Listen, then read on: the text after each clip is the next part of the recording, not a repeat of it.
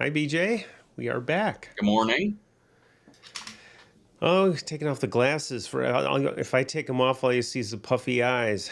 So, Mine are just cheaters so far. yeah. It's coming. Oh, yeah. Maybe I got to get some, but for Well, now I've they're been just I've been blind cheaters. since the fourth grade, so Oh, that's a little yeah. different. But although at some point I'm going to have cataract surgery, that'll be a ball. But something for you to look forward to. We pretty much all face it The sooner or curse of later. the And old you, person, right? yeah, Curse of and the you've old been guy. well, Yeah. and especially the old guys who do a lot of outdoor stuff, Mr. Yeah. Beach. Yeah. So but well, maybe you'll be one of the lucky ones.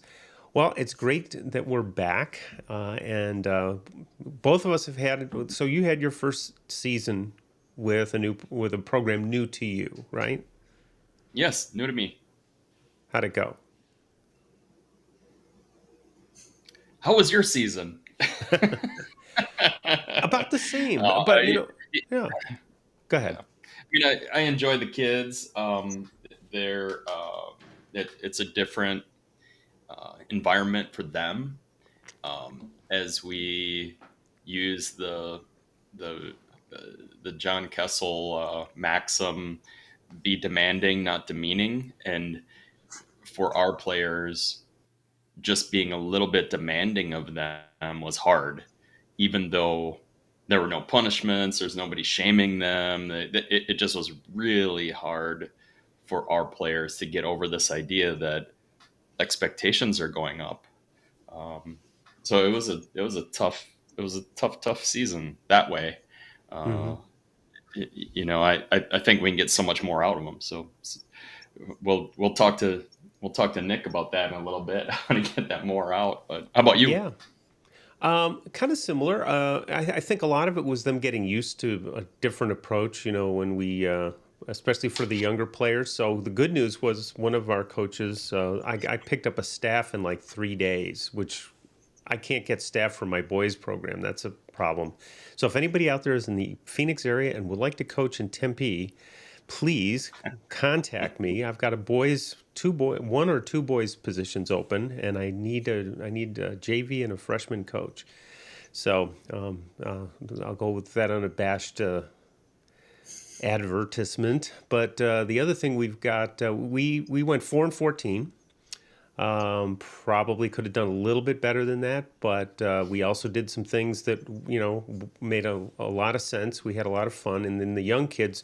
My freshman coach was a PE teacher. She got 19 girls out, so we had 19 freshmen, Wow. and putting them on small courts, getting the rope out and playing on 2-on-2 and 1v1 and all that good stuff. They were like, "What is this?"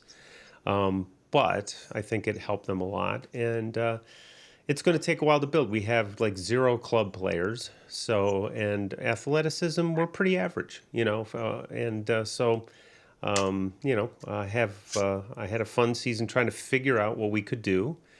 We had a couple of instances where we did some really like senior night was great because we played our seniors in the first set and that didn't go well, but that's because we've got a lot of seniors who play part time and they did a good job, but score wise, it didn't go well.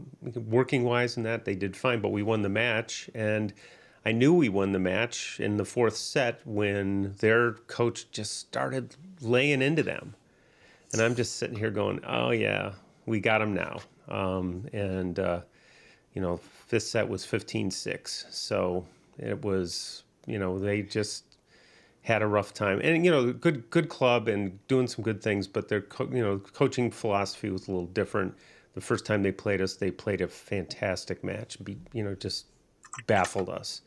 So was a good learning experience for us. But that's it. But at the other end of the So spectrum is our guest. yeah. Before we get into Nick, I just a little bit of a programming announcement, which you and I have talked about. We're gonna do kind of a four-part series on um, very experienced coaches that are taking on new roles, and those couple of discussions will come in the next couple of weeks. We have John Kessel coming on. who's taken a new role in some service projects since he left USA Volleyball. Um, Deetra Collins, Parker. If you don't know her, look her up. She has done everything in this sport, from being a superstar player to an excellent coach. And then Billy Allen, maybe maybe most famous from Coach Your Brains Out, but he is a champion AVP player. He's going to come on as well, as he takes over a new role coaching, helping to coach the indoor team at Cal. And then I believe, we don't have it confirmed yet, but I believe we're going to have some guy by the name of Adam Johnson come on. And if anybody recognizes that name from the 80s and 90s in volleyball, Adam is a an all-star player, champion, of course, and is now running as his career is running a indoor program, and they might have beach too. I have to ask him, but we'll run those over the next couple of weeks, running up to the AVCA convention, and if I can get to AVCA, maybe we can do something from there too. But that is just what's coming up in the next couple of weeks. So let's bring Nick on and You start got grilling it. him. Good morning. So Nick, you're the leader. You're the lead off for all of those guests. It's an impressive list.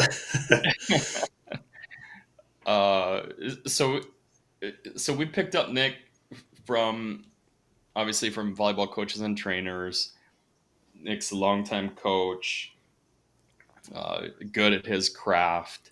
And he told, and Steve, if you have that picture, Nick was telling a story about going into a gym where there's a banner that you tend to point out to your players. And I'll let you tell the story. It'd be better than me telling it. But that's what kind of got me hooked into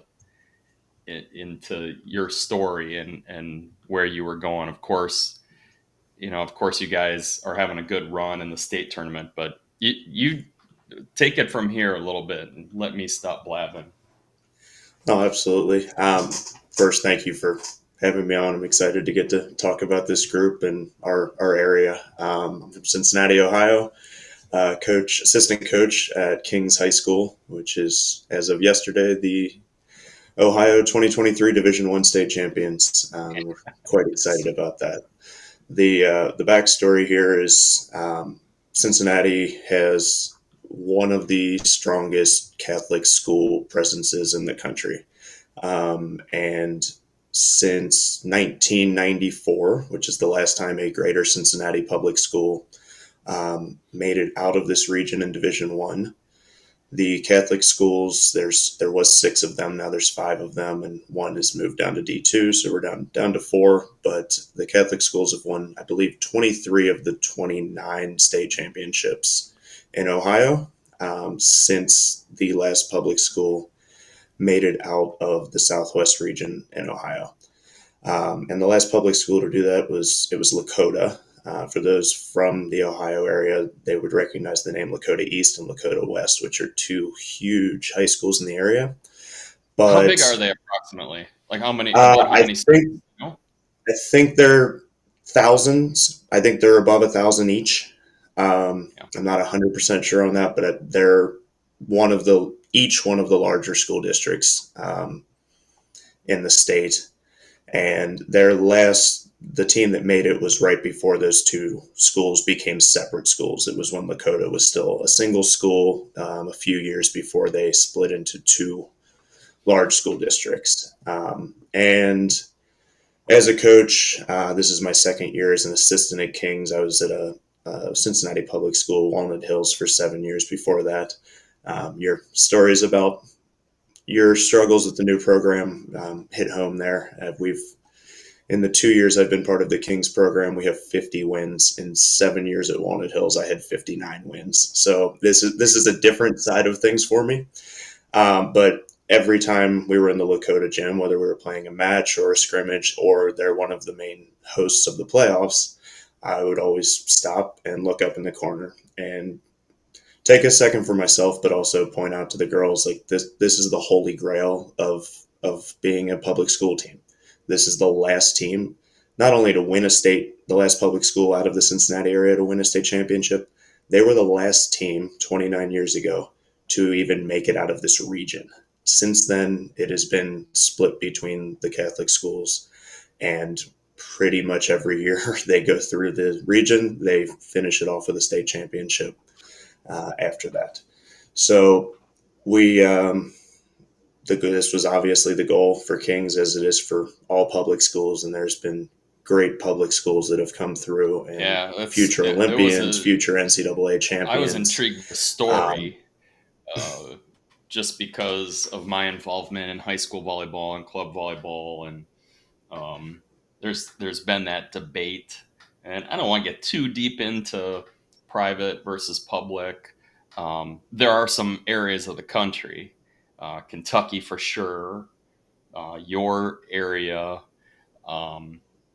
Kentucky with Assumption, and I think there's, St. Paul, Minneapolis kind of has some of the same, where the private school, the ability to go to private school really helps build these powerhouses. I think it's changing some because now there's, at least in Wisconsin, we have school choice between public schools, so it's balancing some, but that wasn't really the point of the conversation. I thought it was such a neat story that it had been so long for a team to break through, and finally you guys did that, and we had asked you to come on before that happened, so we asked you to come on. A couple of days later, you guys go and win a state championship.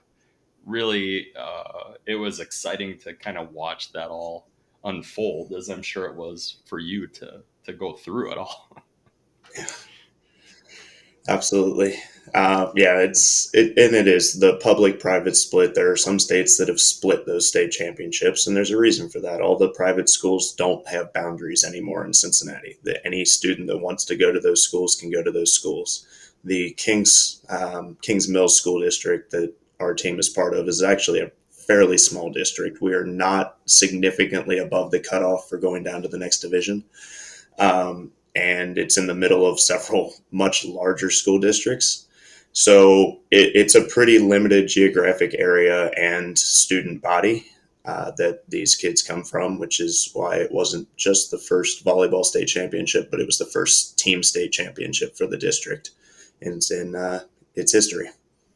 Yeah, that's pretty cool. Let's back up just a sec, because we ask almost everybody, especially when we have men on, but for every one of our guests, how did you get into volleyball? Like what drew you into the sport? How'd you start it? And how'd you get, not just if it was playing, but into coaching as well? What's your background? So I was very lucky to be on the west side of Cincinnati and in the Catholic schools. They're on the men's side, the Catholic schools out of Cincinnati are even more dominant than the women's side. And the reason for that is if you go back 20, 30 years, there was a few people, Bill Walligman, who's no longer with us, Mike Ober, Darla Ober, and some others I'm sure I'm forgetting, that wanted to help grow boys volleyball and men's volleyball. And they started a league for all of the Catholic schools on the west side of Cincinnati. And that league for years, and at this point 30 years, has fed the success of the boys Catholic schools in Cincinnati. That at some point I think they had 24 of 26 state championships between three schools. I started on the bench of a 5th and 6th grade B team at a tiny little Catholic school. I was given a lot of gifts that I'm very thankful for. Athleticism was not one of those gifts. It took me a year to You could put me on the 10-foot line. I could not serve, pass, set, or hit over the net. It just, but we had this team, and a bunch of my friends were playing. One of my best friends, his dad was one of the people that ran the league. One of my best friends, his mom was one of the coaches, and they talked me into it. And I fell in love and hit a ball against the back wall of my parents' house for the next 10 years, and slowly moved up on teams and everything else until I was on a state runner-up team at Elder High School my senior year of high school. Went on to play collegiate club volleyball at the University of Dayton, and played some adult after that. But volleyball was my love, and I was going to put everything into it to keep going. I started refereeing while I was in high school, and still continue to do that. And while I was in college, in high school, I helped coach a little bit with some grade school teams. In college, I started coaching the women's club at University of Dayton, and got into coaching juniors club when I moved back home for law school. And I just can't stop. So I'm 35 years old. I think I'm about 40 seasons into coaching volleyball at this point. I just counted mine up. This is my 87th team, Yep.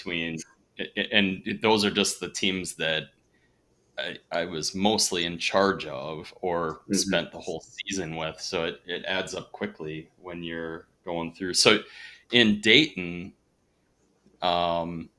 Dayton's an interesting stopping point in volleyball. There have been a lot of coaches, big name coaches, that have run through that place, and obviously Sheffield right now is at the top of that list.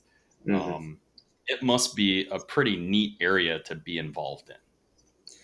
It is. I was actually a student at the University of Dayton while Kelly Sheffield was there, and they obviously had great success that he was building upon. The prior coaching staff had gotten them to the top of the A10 and starting to get nationally relevant, and Kelly extended that in his 4-5 years he was at Dayton, somewhere in there. But it was tremendously, yeah, it was amazing to be part of a college that not only had a great volleyball team, but that had such support for the program. Without it was a non-scholarship football team, and they played off campus a little bit. The volleyball matches were packed. They were a big deal for everybody. Non-volleyball people went there. I was getting texts yesterday from friends from undergrad who became volleyball fans because of the University of Dayton women's team. So it was neat to be part of that. Coming full circle, my girlfriend, but another one of the assistant coaches at Kings, she joined us this year, was the starting libero at University of Dayton, and she graduated in 2008, I believe, but was the career record holder for digs there, and she was a big part of the success this year, helping with serve, receive, defense, everything else. So we've got one more Dayton connection there. Yeah, it's certainly it's had its couple of connections to Wisconsin. We've had a couple of players go down there, and obviously picking up Sheffield from there too. It's an interesting stop in the volleyball world, in a place that I think a good young interested coach would be smart to stop at. It's a place to be for a while, It is. It absolutely is. And Dayton never quite got to that top 5 level, but I think it kind of was the blueprint for one of the mid majors, or whatever we call them now, to start becoming nationally relevant when they were having their 30-2 seasons, their 28-3 seasons. And we see that Pitt, Louisville, those programs have taken that to the next level and really become national powers. But I think some of that kind of started with the University of Dayton poking their head into the middle of all the dominant powerhouse teams for several years. Yeah, I think you're right about that for sure. And you also have, am I right about this? NKU is right there. Correct. It is just across the river, and I point to NKU and Wright State. They had a change in staff a year or two ago, but NKU and Wright State are just absolute models for what a great coaching staff and great recruiting can do. NKU has recruited the area tremendously well. Wright State has recruited the Dayton, Cincinnati area tremendously well, really bought into local kids, and they've had tremendous success because of that. I remember NKU when I was at Green Bay, we traveled there. I remember that just a little bit better than Wright State, although I remember the Wright State match more because their staff was so good. And they were also, what was neat about them, I know they've moved on, but what was neat about them is they were supportive of the other programs. We're at AVCA, and the Green Bay staff is given a talk, and Wright State, who had finished first in our conference that year, it's either first or second, and we had maybe taken fifth or sixth. I don't remember, but they came to the presentation and were supportive and hung around afterward, answered questions. They were just really nice people. So it was. I don't know. I had a good time in that area of the country when we traveled down there, for sure. Yeah, absolutely. That's all the years at my prior school, and anytime the girls asked about camps, NKU, Wright State was where I started, because when you build a program at a school that's not known for volleyball, that means you're doing something very well. And both of those schools have done that tremendously well. So you played your state matches at Wright State. Is that possible? Correct. Yes, all the state semis and finals this weekend were at Wright State. They've been there almost every year for as long as I can remember. The last time I actually attended a state championship match, I'm pretty sure I was at Wright State in fall of 2005 to watch Seton and Toledo St. Ursula play. Yeah. I was thinking about it. I was digging for names in the background because I'm like, people I know from the past, and so my wife grew up in Cincinnati. She went to McNick, so Okay.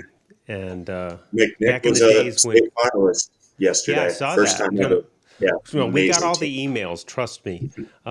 So that was kind of fun, and I was thinking about Dayton. I used to hang out with a guy a little bit whose daughters and son went to Dayton, the Greens, which might have been around your time, but Reese Green was one of them, and he had twin daughters. But anyway, I can tell from the look, didn't ring a bell, so that's okay. But it's No, it's it interesting. kind of rings a bell. Does it? Reese Green, there is a Reese Green who is my girlfriend's triplet. You're right. They were triplets. Wow. And yeah, so Small world. Reese is a coach up in Chicago. Adrian and Robin both played volleyball at the University of Dayton. Yeah, Len and Adrian I was used the to coach network at together Kings. for a long time, and he was telling me about Reese. I guess he got a lot of grief on the message boards back in the day because he used to score, and they were like, "Oh, because he used to, all that off speed crap. He can't really hit the ball." And I'm like, "Yeah, but he just scored." So, Yeah, small world. small world.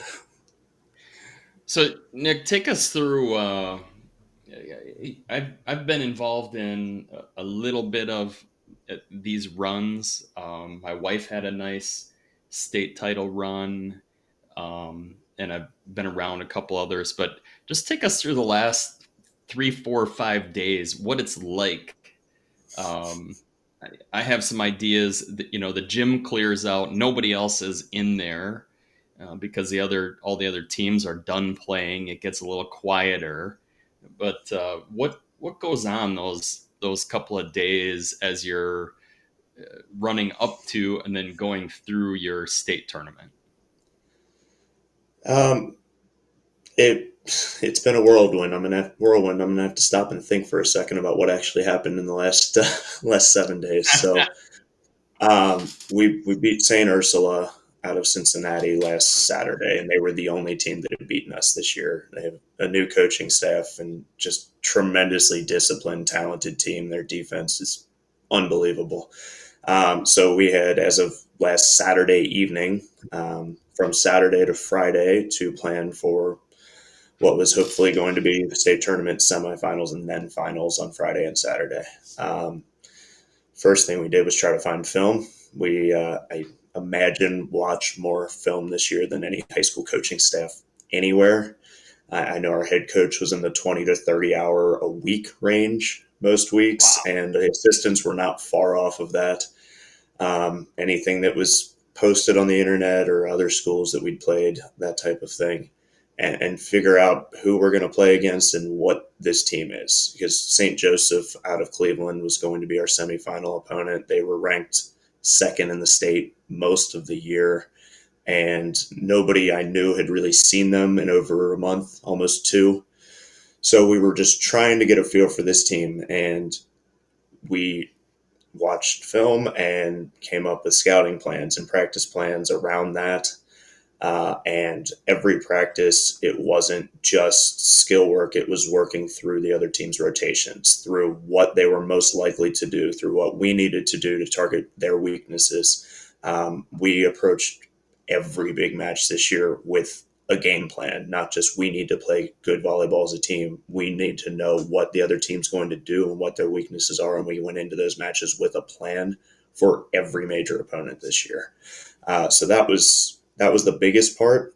The other side of that is Kings had never sent a team to state before, and the community were losing their minds in a good way. It was amazing. I can't believe the support from this community.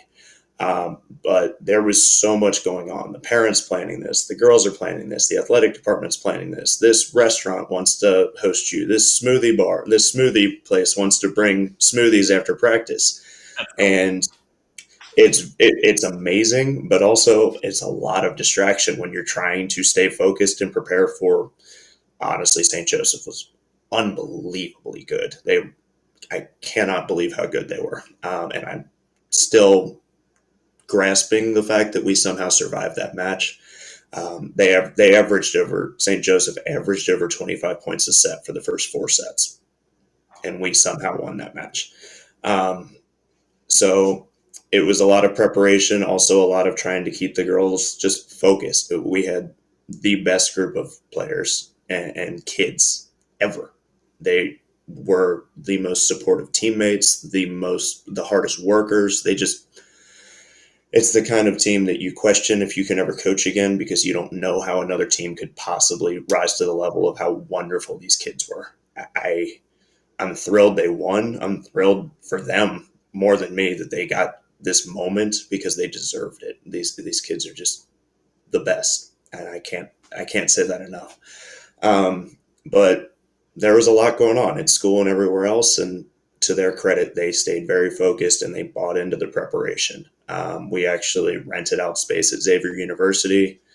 The athletic department helped us get that lined up so we could go practice in a big arena prior to the tournament this weekend, because walking into a 10,000 seat arena after you're used to playing in a 2,000 seat arena, or a 1,000-person gym all season, it's a big difference. The depth perception and serve receive and hitting high balls and back row and everything else, it's just a huge adjustment. So we got to go practice at Xavier University. Really appreciative that our athletic department and their athletic department were able to make that work, because it was a big deal, and you could tell it was a big deal because we were awful for the first half of that practice.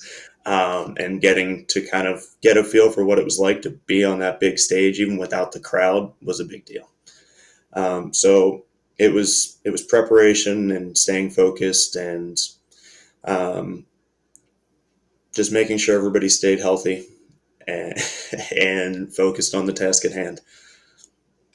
What just stepping back out of the state preparation, what's a typical practice look like for you guys? We asked that of most of the coaches. Like, what's how do you, and I know there's no typical one, but what do you do through that probably 90 minutes, 90 to 120 minutes? What are some of the things that are the constants that happen every time? And our head coach, Amanda Meadows, she's amazing. She's on the list of Ohio coaches that have 400 plus career wins. She's approaching 500 at this point because I know she hit 400 2 years ago, and it's been 2 very good years since then. Um, she comes up with a practice plan for every practice, sends it to the coaches the night before. We give feedback if there was anything we wanted to work on, anything specific.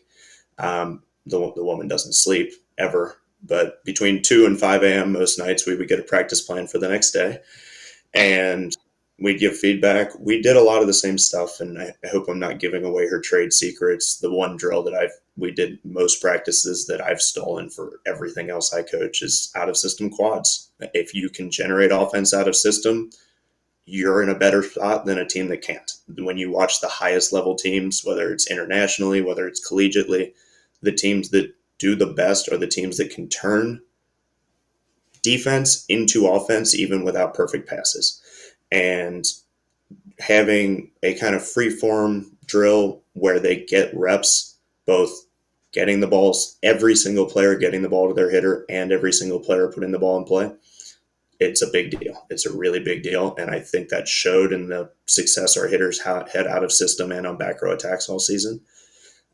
We did serve receive every practice. Another drill, which is seam serving. We had the players, basically 2 teams of 4 or 5 playing, and one team had to serve receive and run a play, and the other team had to get a dig.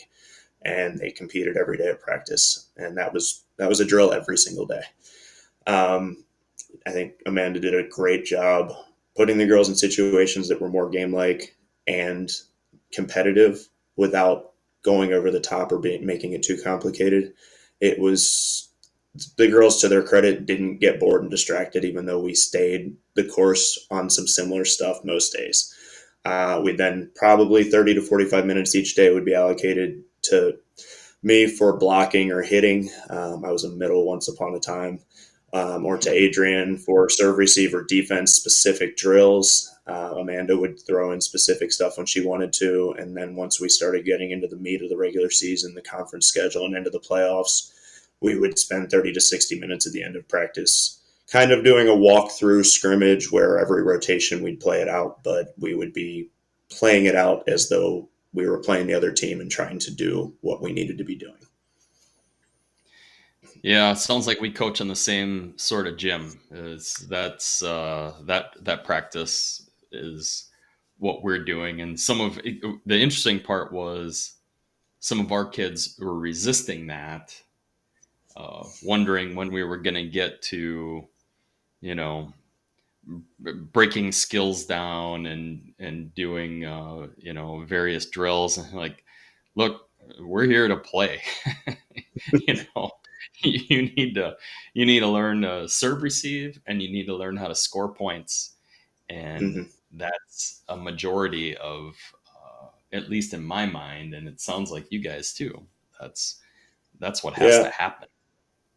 This is just a personal thing, but I find the biggest problem I see with a lot of coaches is they hear the game teaches the game, but it doesn't get applied in the right way. They think, oh, if I just let the kids play, that's the best way to do this. And in reality, you have to teach skills. You have to break things down sometimes, but you need to then transition that into a game-like situation. So anytime we did a breakdown or we did specific skill stuff, whether it was blocking, hitting, serve, receive, straight after that, when you go into a more game-like drill, you say, this is what we worked on. This is what we want to see in this drill.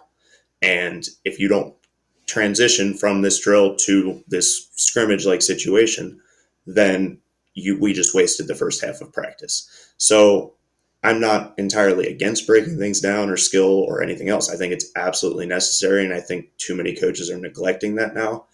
But the most important thing for me is linking that back to a game-like situation immediately, so those players, they learn the skill, but then it goes into their brain. How does this work in the match?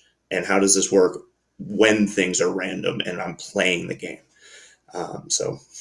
And I think we did a very good job of that this year. Yeah, it's interesting you say that because I'm in the midst of changing some things a little bit, and it's not that the game teaches the game concept doesn't work.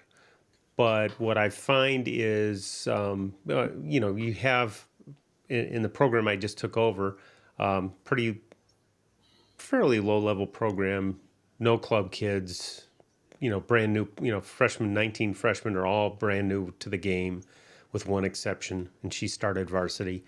Her dad played and you could tell, and that kind of stuff. But what you find is they'll get into, if you let them play, they'll get into habits you don't want. And I think one of the things I need to work on is to work with them on, okay, why is this? I'm showing you this very simple float serve where you don't walk up to it, you don't move, you just shift your weight because it's simple and it's highly repeatable. Or I'm teaching you how to do the torque serve because it translates really well into an overhand serve when you're ready. My biggest accomplishment this year is 2 girls actually bought into the torque serve enough to do it, and by the end of the season, they were serving pretty good percentages. And the rest of them were like, "No, I won't do that. I'll do underhand, or I'll hit an overhand to the 10-foot line." I'm like, that's really not the best thing for you. But I think not breaking down so much, but breaking down in a way where you take somebody aside.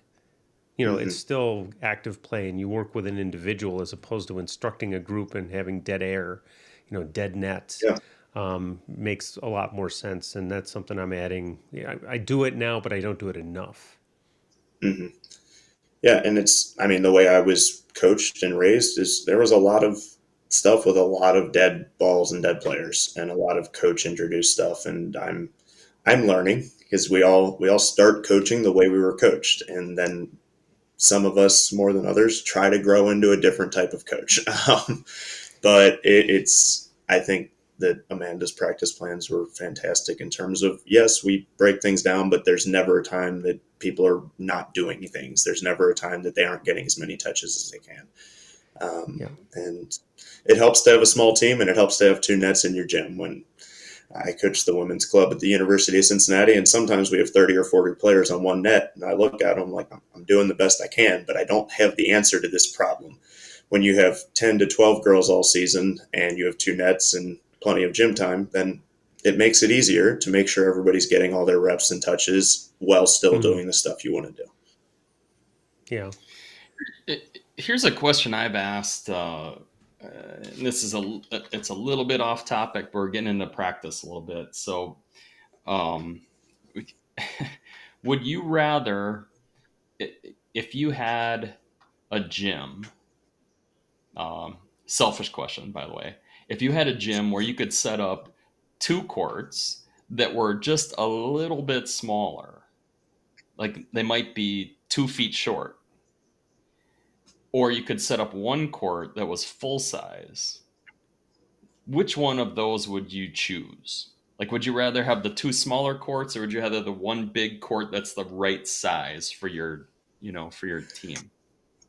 I'm going to hedge here, which I do a lot, but it depends on what the practice plan was. If we were doing serving and serve receive, they absolutely need to be on the right side's court, because if you're serve receiving on a smaller court, you're not going to be ready when people start serving the sidelines and the end line.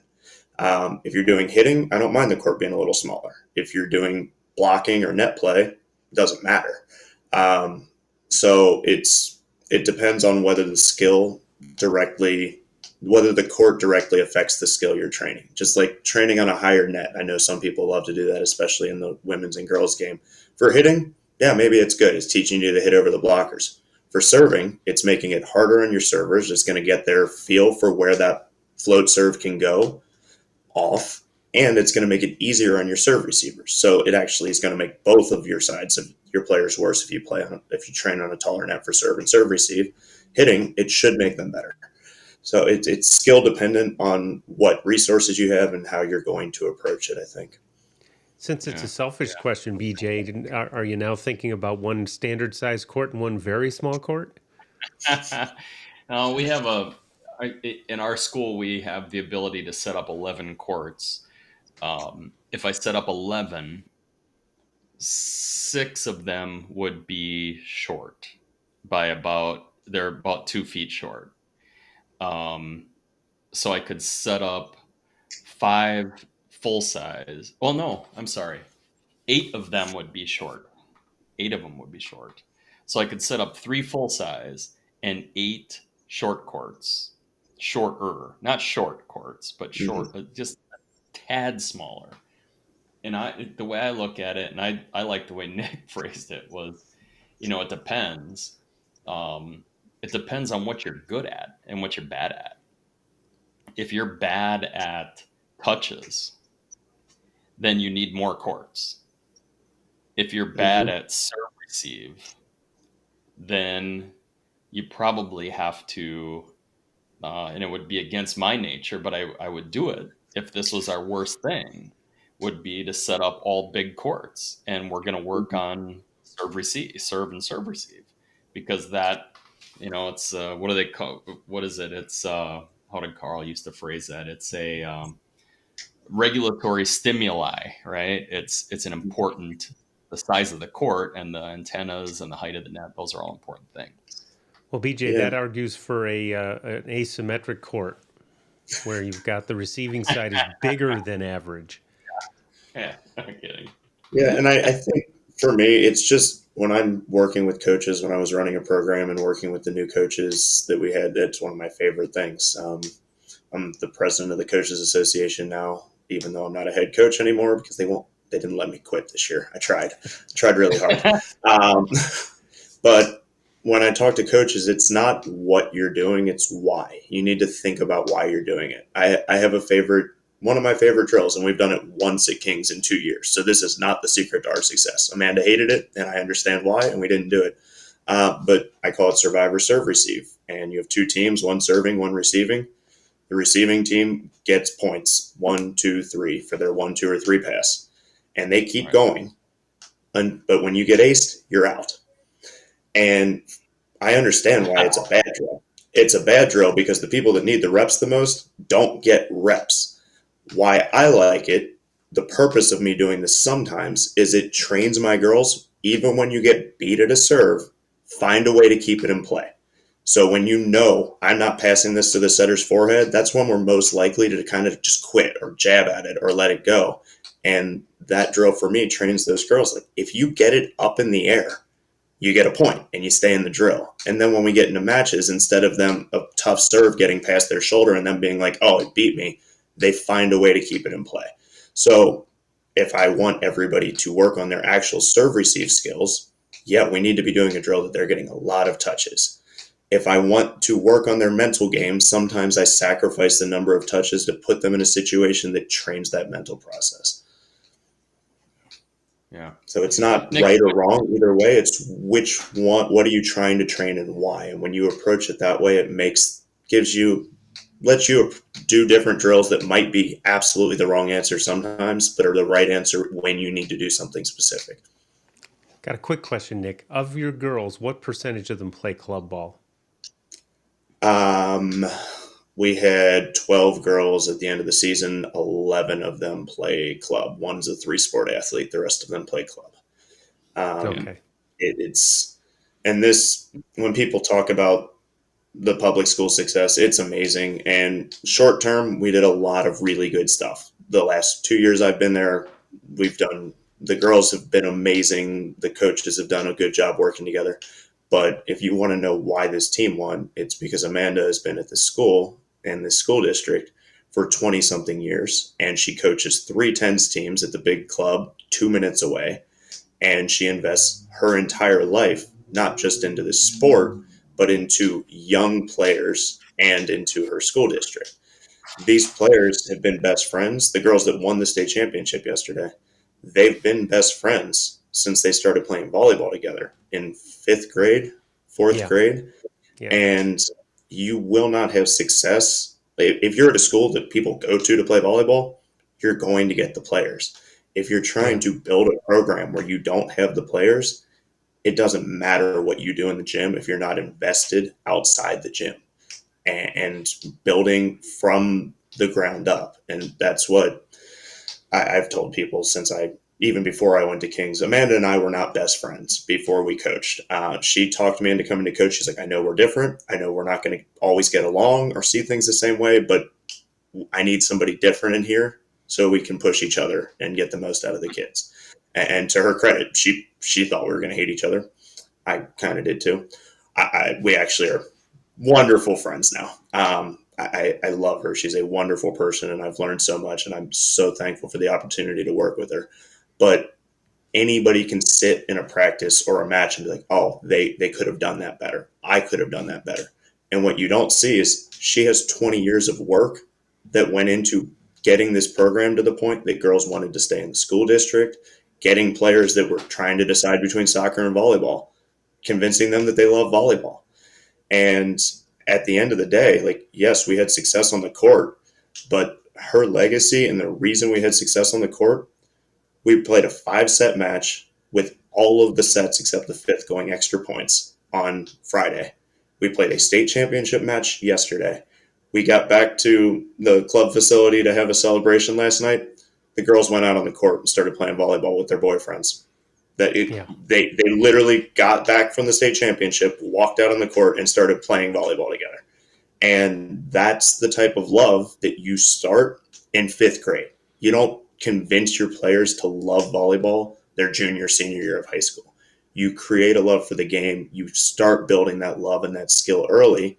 And down the road, hopefully you have these dividends. But when people ask, like, yeah, the girls, the coaches, I think everybody did a really good job this year and last year. Why this was even a possibility, why this team exists, is because of 20 years of work by the head coach in the district and with young players, helping them to learn to love the game. Yeah. That sounds remarkably similar to Heidi Anderson. I don't know if you know Heidi or not. She said the same thing. Her team is just on the cusp of getting to that state championship in northern Minnesota, and it's taken 20 years. It takes that long to draw your players in, to get them to love what they're doing, and to build it's really the culture, right? When you get to it, Yeah. it's the culture of the game. Well, it's also Amanda has no. 400 wins, almost probably 450, pushing 500 at this point. Last year was the first year, and she's been coaching since the mid-90s.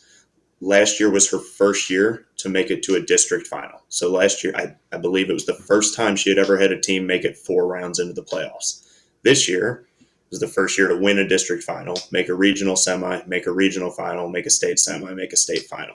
So she's been successful, remarkably successful for 25 years. And still, that wasn't enough to get past the first 3 rounds of the playoffs until it all came together with 25 years of investing in these kids and having the best group of kids ever, and a staff that really, really worked well together with different skills. How do you, just taking a kind of a left turn here, you went to law school. You're a lawyer. You practiced as a lawyer, right? I did. I was a partner in a small law office title company for 4 years. Yeah. So how do you take because most of us that are coaching high school obviously have a different job. Some of our high school coaches are working at the high school, but a lot of us have jobs outside of the high school. How do you marry those two things? How do you bring in what your job has? And so that's one thing. What do you bring in from what you've studied? And then 2, how do you balance those two careers? Because it's really, at times we're spending more time on volleyball than we are on our regular careers. Yeah, the balance question, I think the answer is you don't. The people that get into this profession and succeed are the people that they dedicate themselves to the sport. When I was in the law office, I was working 50 to 90 hours a week, and I was spending another 10 to 40 hours a week on volleyball. When I took over the program I took over, I knew it was have a social life in your early to mid 20s or coach volleyball. And coaching volleyball is what I want to do, what I wanted to do. So I would go get into work between 7 and 9 a.m. I would work until between 6 and 7, go straight to volleyball. Volleyball would get done, whether it was practice or a match, between 9 and 10:30. I would go straight back to work until between midnight and 5, and then usually spend another hour or two doing volleyball stuff, and then go back to work the next day. That was my life for 4 years. And we didn't win in those 4 years. It's not like, oh, it was worth it because we won a lot. My team, we had 7 years, we had one winning record. I love the girls. I'm so thankful for my time at that school, and I love their new coach. I'm so thankful for her. She's doing an amazing job. I didn't leave to go to Kings. I left because I needed a break and to take a breath. And I think part of it is knowing when you get into coaching, if you're really going to get into it, it's going to take more time than you can possibly imagine. And I'm lucky in my coaching sense that I don't have a family or children, which meant I could decide to spend all my time doing this. When people have a family, I don't know how they balance it. And I know some people that are amazing parents and amazing coaches and professionally successful. Hats off to them, because I don't know how they do it. For me, it's just, this is what I wanted to do, and every free moment was spent doing volleyball stuff. I do volleyball work full time now. I'm lucky enough to be in this position, but this position came from me doing free work for a long time in the middle of the night and every weekend and every day. And it's priorities. If coaching isn't going to be a priority for you, you shouldn't do it. You shouldn't get into it because you want to win or because you want the title. It has to be a passion. And when it's a passion, as everybody that's passionate about anything knows, it's never going to be a balance. You're going to sacrifice something because of what that passion means to you. You know, that's one of Go the ahead. interesting things that I've found about coaching over the years is, at least for me, I need those breaks. You know, in your case, it was a change of scene, but even the break afterwards, like we finished our season a few weeks back, and it's like, I need this little bit of time off before I get back into it. Now we're getting ready for boys and all that stuff. So I don't know if that's true for you, but I've found it to be like, at one point I go, why am I doing this? And then 3 weeks later I go, I know why I'm doing this. I want to do it again. I went a long time without any breaks, and I'm kind of back into that rut might be the wrong word, but so I'm in my 8th year coaching the University of Cincinnati women's club team, and that runs end of August, early September through April. I had a few years in there. I was assistant coaching a men's NAIA team, which was September through April. And as soon as those got done, I was getting ready for the next high school season, summer planning, camps, training, anything and everything. Um, I was burning the candle at both ends, and it wore me out eventually, which is why I stepped down from running a program. Little did I know that being an assistant coach for this crazy successful group of kids was going to take just as much, if not more, of my time than running a 5-team program. Because when you have a group that you care about this much and that deserves to be successful, I was never going to take a shortcut that got in the way of them having that opportunity. So whether it's getting home from the state semifinal at 8 o'clock and having dinner and then watching film till 2 a.m. on Friday night before Saturday state final, or putting stats in the middle of the night, or pulling stats and doing scouting reports, I wasn't taking those shortcuts. But again, once you get into something for a passion, it's really hard to take those breaks and to know when to take a step back. And it's something I've struggled with, and sometimes it's good and sometimes it's a struggle. Yeah, and we're right down to the end here, but I want to give a pitch, or let you give a pitch for a program that I believe pretty strongly in, which is the UCBF. Uh, they have been the college club programs have just been an incredible stopping place for a lot of people. And I know you're in the administration of that, and I know a lot of the people that were involved in it and that go every year. And Wisconsin obviously has a lot of teams that have been very good in it. But tell us, yeah, I know, and on all friends, of mine. But just tell us a little bit about what you think about that program, because everybody's looking, not everybody, but a lot of people are looking toward this college scholarship, and I actually gear players a lot more often towards college club. Just tell us a little bit about what that's like, and what your experience has been there. Yeah, college club is my passion project. I love it, and there's a bunch of things that go into that. But one, I mean, the biggest, and this is how I was brought into collegiate club, and by Sante Pirelli and Doug Hinton and Gary Kohlberg before me, but all of the people that built this amazing community. The NCVF, National Collegiate Volleyball Federation, there's at this point over 900 collegiate club teams across the country. Each year, our national championship this April in Kansas City, we had 527 teams, and that's because we couldn't fit any more into the tournament. And that's a wild time. I mean, that's an incredible atmosphere. It's the most fun tournament in the world, and there's two parts to that. Like when you have 7,000 college students in one place, usually they're going to find a way to have fun. But it's not just college students. These are kids that care so much about volleyball and wanted to keep playing volleyball so badly that they raise their own money. They do their own planning. They coach their own. Most of them run their own teams, coach their own teams. So it's the passion for me. Nobody playing collegiate club volleyball is playing collegiate club volleyball because they're on scholarship or because their parents put a lot of money into juniors club and they feel like they're obligated.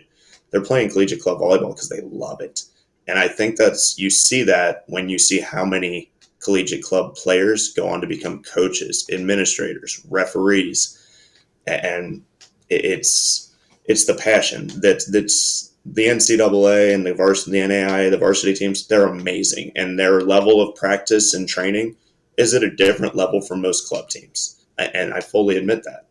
That being said, the passion that you find with these club students that have to work year-round to find a way for themselves to play volleyball, I don't know that it can be matched anywhere. And I'm very, very proud to be part of an organization that does what we can to provide as many opportunities for these athletes that create these opportunities for themselves. Steve, we're at our hour. You want to run us out of here? Yeah, I don't know. First of all, thanks, Nick, for being with us. And it's my wife reminds me of Varsity in Cincinnati, but things haven't changed very much. I've only been to Cincinnati a couple times, but I was always impressed when I went to tournaments with the Kiva Club as an example. So I know the level of ball that's played there. They seem to have the best liberos or liberos, depending on your pronunciation, around. So, and I know there's a lot of great ball in the state. So thanks for sharing a little bit of perspective, and congratulations on a state title. I was lucky to be along for the ride when you have a group of kids that this will be my last little thing, but every coach tells their team, you have to pick each other up. You have to be supportive. You never have a team that is 100% supportive. We did this year. When people try to figure out why we won all these 5-set matches, why we came back from match points against teams in the state tournament, the answer is our girls never got down because not one time this season were they worried their teammates were going to get upset with them for making a mistake or for going all out. They were in it together. And I've had wonderful athletes and wonderful teams. I've never had a team that was 100% supportive of each other all the time. And that's why they were able to do this. They were the best kids and the best teammates ever. And when they got in tight situations, that picked them up while other teams were tearing each other down. And that's why they got where they got this season. And I was just lucky to get to work with this group. Well, yeah, There's the 30 seconds that should go at the front of the podcast, Steve. That's the intro to the podcast right there. That's right. That's right. Well, absolutely. And have that special experience. It's congratulations on that. I mean, it's just a wonderful thing when it happens. And that's, we see these in VCT all the time, right? When somebody puts in, this is why you coach. Well, this is why you coach. So, well, thanks for being with us. And thank you. We can stay on a little bit after we close down here, but we'll see everybody next week. And BJ, our guest again for our folks. 2 weeks. Yeah, 2 weeks. 2 weeks. 2 weeks. There's John. Yeah. Tentatively, we have scheduled Kessel for 2 weeks, and then a week after that, that would be the Sunday after Thanksgiving, and then a week after that, Billy and Deetra, and then a week after that, hopefully Adam Johnson. Awesome. Well, thanks for getting that set up. BJ's a great producer, as it turns out. I'm just the technical stuff in the background, and that doesn't always go great. But so we'll see everybody next time. Yeah, absolutely. Well, Nick, thanks again, and hopefully we'll catch up with you again in another one of your seasons, one of your many seasons. Maybe we'll hear a little bit more about club. And appreciate it. And I appreciate all you guys doing. It was a pleasure getting to talk this morning. Thank you. Okay. See you later.